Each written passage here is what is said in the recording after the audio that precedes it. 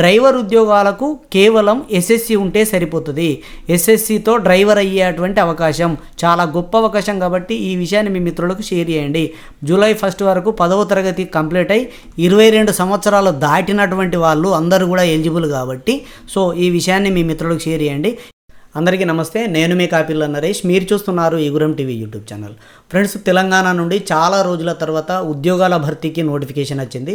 అది తెలంగాణ ఆర్టీసీలో ఉన్నటువంటి 1743 ఉద్యోగాలను భర్తీ చేసేందుకు. ఈ 1743 ఉద్యోగాలలో 1000 డ్రైవర్ ఉద్యోగాలు అయితే 743 శ్రామిక్ ఉద్యోగాలు అంటూ మనకు నోటిఫికేషన్ అయితే జారీ చేశారు. సో దీనికి సంబంధించినటువంటి ఇన్ డీటెయిల్డ్ ఇన్ఫర్మేషన్ క్లియర్ కట్గా క్వాలిఫికేషన్ ఏంది, ఎవరు అర్హులు, ఎప్పటి వరకు అప్లికేషన్స్ ఉంటాయి, సెలెక్షన్ ప్రాసెస్ ఎట్లుంటుంది, ఏజ్ లిమిట్ ఎంత, ఇలాంటి ప్రతి ఇన్ఫర్మేషన్ అంతా కూడా మనకి ఈ వీడియోలో దొరుకుతుంది. ఈ వీడియో చాలా యూజ్ఫుల్ కాబట్టి మీ ఊర్లో ఉత్తగా తిరిగేటువంటి వాళ్ళు ఎవరైనా ఈ నోటిఫికేషన్ పంపండి. వాళ్ళకు ఒక్కరికి ఉపయోగపడ్డ మిమ్మల్ని గుర్తు చేసుకుంటారు, నన్ను కూడా గుర్తు చేసుకుంటారు. కాబట్టి ఈ నోటిఫికేషన్కి సంబంధించినటువంటి టోటల్ డీటెయిల్స్ ఈ వీడియోలో చూద్దాం. మరెందుకు ఆలస్యం, మన ఛానల్ సబ్స్క్రైబ్ చేసుకొని పక్కన ఉండే అటువంటి బెల్ బటన్ క్లిక్ చేయర్రి. ఇటువంటి మంచి మంచి ముచ్చట్లు నేను ఇంకా రాబోయేటువంటి టైంలో చాలా చెప్తా. గత 9 సంవత్సరాల నుంచి విద్యా ఉద్యోగ సమాచారాన్ని ఈగురం టీవీ ద్వారా రాష్ట్ర ప్రభుత్వంలో ఇచ్చేటువంటి ప్రతి నోటిఫికేషన్ గురించి క్షుణ్ణంగా మీకు వివరిస్తున్నా. చాలామందికి తెలుసు, చాలా యూజ్ఫుల్ ఇన్ఫర్మేషన్ మీకు అందుతుంది కాబట్టి మన ఛానల్ను సబ్స్క్రైబ్ చేసుకోకపోతే సబ్స్క్రైబ్ చేసుకొని పక్క నుండి అటువంటి బెల్ బటన్ క్లిక్ చేయండి. ఇక సుత్తి లేకుండా డైరెక్ట్ ముచ్చట్లకు వద్దాం. మీరు గూగుల్లో టీజీపీఆర్బీ అని సెర్చ్ చేయరు. టీజీపీఆర్బీ అంటే Telangana police recruitment board. So TGPRB అని సెర్చ్ చేయగానే Telangana police recruitment board website యొక్క లింక్ వస్తుంది. దీనిపైన క్లిక్ చేయగానే ఈ విధంగా మనకు Telangana police recruitment board website వస్తుంది.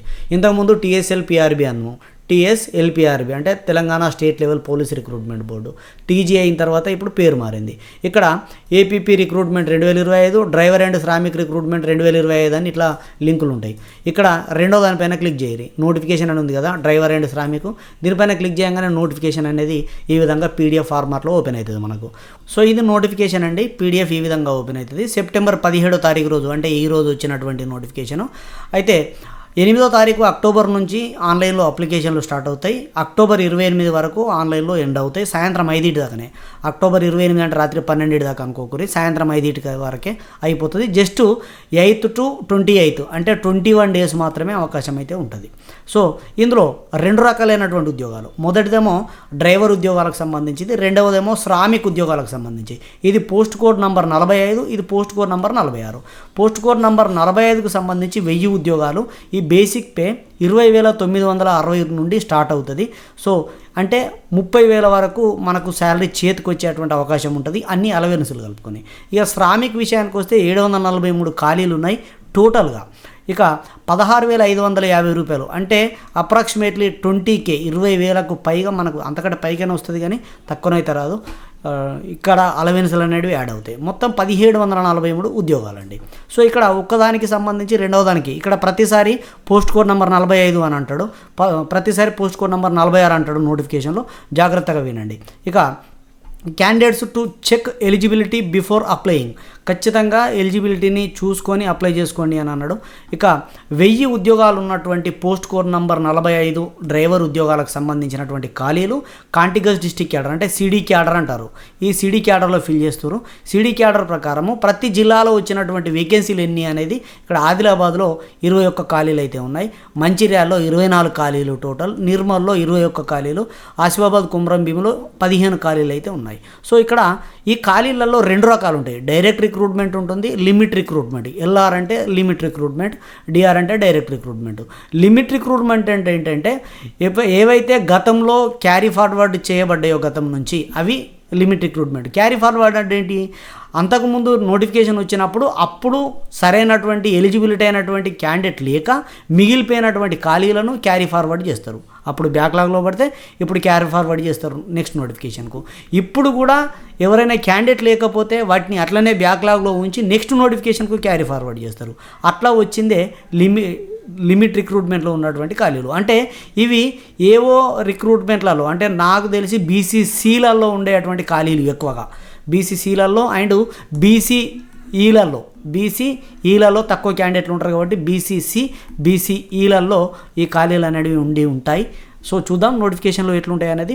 ఇక ఆదిలాబాద్లో 21, మంచిర్యాలలో 24, నిర్మల్లో 21, ఆసిఫాబాద్లో 15, కరీంనగర్లో 12, పెద్దపల్లిలో 10, జైత్యాల్లో 11, రాజన్న సిరిసిల్ల 7, జయశంకర్ భూపాలపల్లి 5, ములుగులో 3, మెదక్లో 10, సిద్దిపేటలో 13, నిజామాబాద్లో 49, కామారెడ్డిలో 30, ఖమ్మంలో 44, భద్రాద్రిలో 34, మహబూబ్నగర్లో 20, నాగర్ కర్నూల్లో 20, జోగులాంబ గద్వాలలో 13, వనపర్తిలో 13, నారాయణపేటలో 13, నల్గొండలో 31, సూర్యాపేటలో 22, యాదాద్రి భువనగిరిలో 10, వరంగల్లో 29, హనుమకొండలో 41, మహబూబాబాద్లో 31, జనగాంలో 21, రంగారెడ్డిలో 88, మేడ్చల్ మల్కాజ్గిరి 93, వికారాబాద్ 34, హైదరాబాద్ 148, సంగారెడ్డి 59 మొత్తం 1000 ఖాళీలు అయితే ఉన్నాయి. లిమిట్ రిక్రూట్మెంట్ ద్వారా 88 ఖాళీలు ఉన్నాయి. అంటే ఎల్ఆర్ అంటే గతంలో ఫిల్ కానటువంటి క్యారీ ఫార్వర్డెడ్ ఉన్నటువంటివి 86, 912 ఫ్రెష్ రిక్రూట్మెంట్ అందరు ఎలిజిబుల్ అయ్యేటువంటివి. సో ఇది డ్రైవర్ ఉద్యోగాలకు మాత్రమే.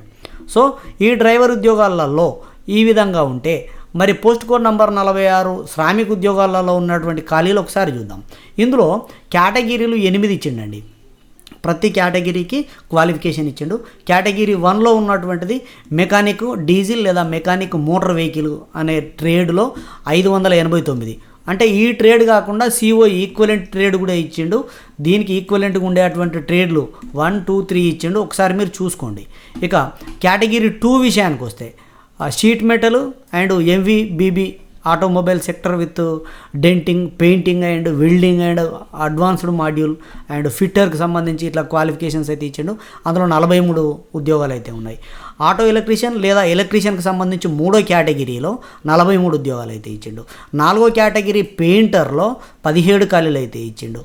5వ కేటగిరీ వెల్డర్లో 17 ఖాళీలు అయితే ఇవ్వడం అయితే జరిగింది. అంటే ఇదే కాకుండా దీనికి ఈక్వలెంట్గా ఉండేటువంటివి ఐటీఐ కోర్సులు, ఇవన్నీ కూడా ఐటీఐ కోర్సులో ఉండేటువంటి డిపార్ట్మెంట్లు. 6వది కట్టింగ్ అండ్ సేయింగ్ సంబంధించినటువంటి దాంట్లోనూ 17 ఖాళీలు అయితే ఇవ్వడం జరిగింది. అండ్ 8వది మిల్ రైటింగ్ మెకానిక్, ఇక్కడ 6 ఇచ్చిండు, డైరెక్ట్ 8 ఇచ్చిండు, 7 మిస్ అయింది చూడాలి. ఇక 17 ఖాళీలు అయితే ఇచ్చిండు, 743 టోటల్ ఖాళీలు అయితే ఉండడం జరిగింది. ఇక్కడ మరి ప్రతి కేటగిరీ మళ్ళీ ఏ జిల్లాలో ఎన్ని ఖాళీలు ఉన్నాయనేది కూడా మళ్ళీ డిస్టిక్ క్యాడర్ వైజ్గా ఇచ్చింది. ఇక్కడ సిడి క్యాడర్ 1లో ఏ జిల్లాలలో ఏ రిక్రూట్మెంట్ ద్వారా, డైరెక్ట్ రిక్రూట్మెంట్ ద్వారా ఎన్ని, లోకల్ రిక్రూట్మెంట్ ద్వారా అంటే లిమిట్ రిక్రూట్మెంట్ ద్వారా ఎన్ని. లిమిట్ రిక్రూట్మెంట్ ఖమ్మంలో ఒక్కటే ఉన్నది. ఇందులో మిగతా అన్నీ కూడా డైరెక్ట్ రిక్రూట్మెంటే. ఈ ఖమ్మంలో ఉన్న ఇది కూడా నాకు తెలిసి బీసీసీలోనే ఉంటుంది ఇది కూడా, ఎందుకంటే ఒకటే ఉన్నది అని అంటే నాకు అనుమానం ఇది. సో ఒకటి ఇక్కడ ఉన్నది 588 డైరెక్ట్ రిక్రూట్మెంట్, మొత్తం 589 శ్రామిక ఉద్యోగాలు అయితే ఉండడం జరిగింది. ఇక కేటగిరీ 2 విషయానికి వస్తే ఏమేమి ఉన్నాయనేది కూడా ఇచ్చిండు. కేటగిరీ 3కి సంబంధించి, కేటగిరీ 4కు సంబంధించి ఇట్లా అన్ని కేటగిరీలలో ఉన్నటువంటి ఉద్యోగాలన్నీ కూడా మనకు డిస్టిక్ వైజ్ ఇవ్వడం అయితే జరిగింది. ఏ జిల్లాలలో ఏ పోస్టులు ఉన్నాయనేది ఒకసారి ఈ పీడిఎఫ్ ఫార్మాట్ని డౌన్లోడ్ చేసుకోరి. సో ఇగో నేను అన్నట్టుగానే ఇక్కడ ఇచ్చిండు. డిస్టిక్ క్యాడర్లో పోస్ట్ కోడ్ నంబర్ 46 ఖమ్మంలో బీసీసీకే ఉన్నది క్యారీ ఫార్వర్డెడ్. ఇక క్యారీ ఫార్వర్డెడ్ డ్రైవర్ ఉద్యోగాలను కూడా ఇక్కడ ఇవ్వడం జరిగింది. సో బ్యాక్లాగ్ వేకెన్సీ ఇక్కడ మీరు చూడొచ్చు. బ్యాక్లాగ్ వేకెన్సీలు మొదటిదేమో బీసీఏ, బీసీసీ, బీసీఈ, ఎస్టీ. ఇక్కడ చూడండి, ఇక్కడ బీసీబీ లేదు, బీసీబీలో ఒక ఖాళీ కూడా లేదు. అంటే అందులో బ్యాక్లాగ్ పడేటువంటి అవకాశాలు లేవు.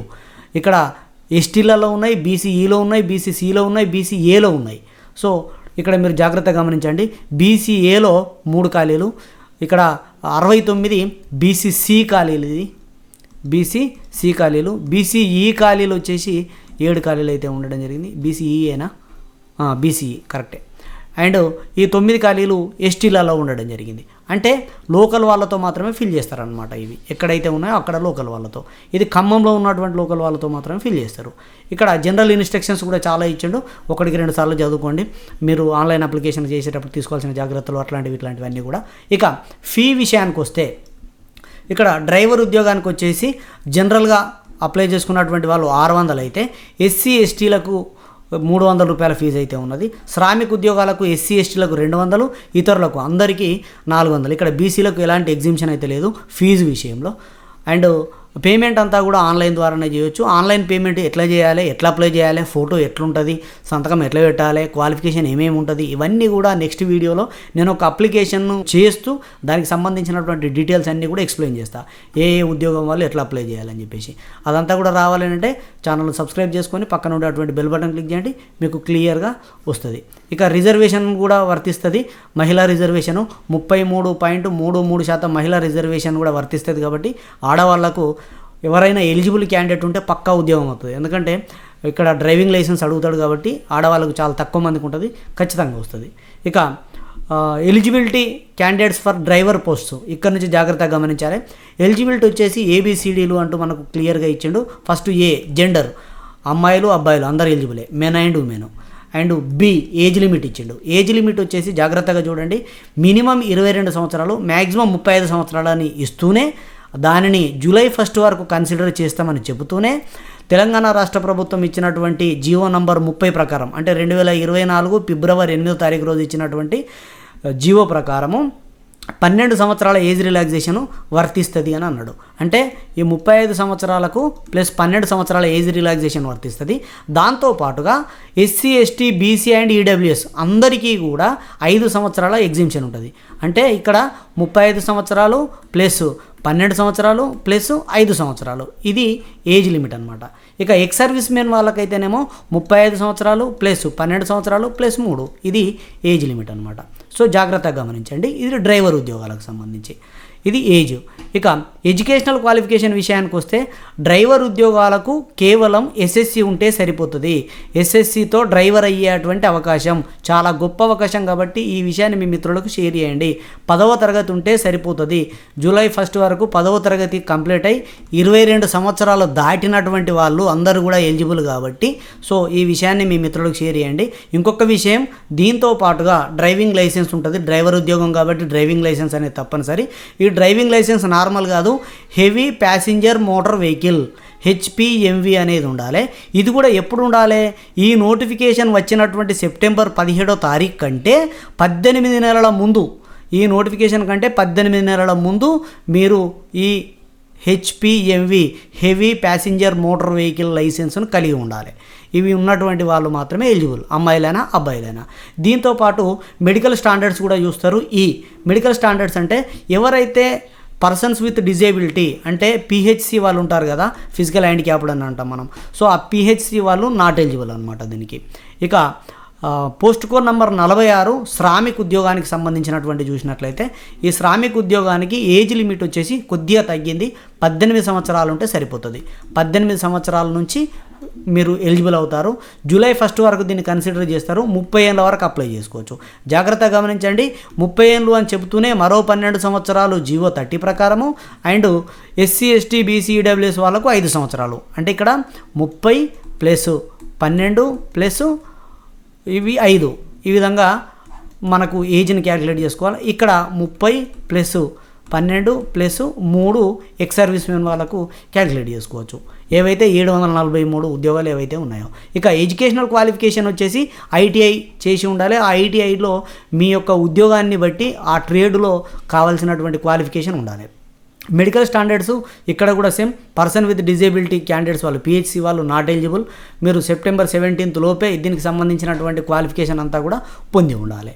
ఇక సెలక్షన్ ప్రాసెస్ విషయానికి వస్తే ఇది జాగ్రత్తగా గమనించండి.